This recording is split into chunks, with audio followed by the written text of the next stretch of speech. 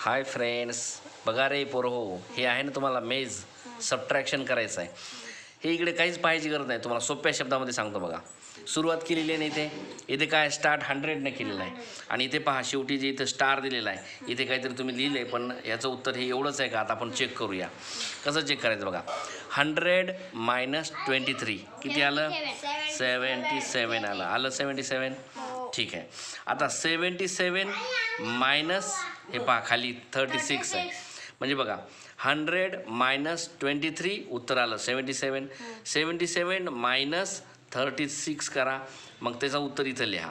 पहा बरं, मग 77 - 36 किती येते? इथे तुम्हाला लिहायला जागा असते. पहा 77 - 36 करा. इथेच 6 आणि 1 7 होतो, आणि 4 आणि 3 7 होतो. किती राहिले?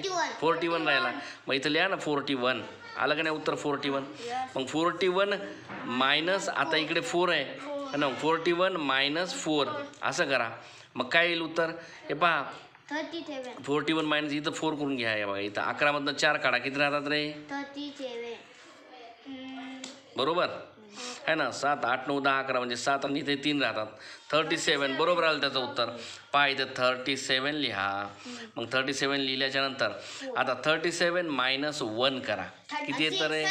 मग इथं 36 लिहायचं. आलं 36. पुन्हा 36 मायनस 8.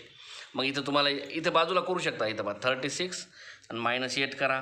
इथं याचा हातचा द्या 16 झाला. 8 दोन्ही 16 म्हणजे इथं 8 राहिले, आणि इथं 2 राहतात. हे 2 तसंच घ्या. किती राहिले? 28. इथं 28 घ्या उत्तरामध्ये. 28 मायनस 9 करा.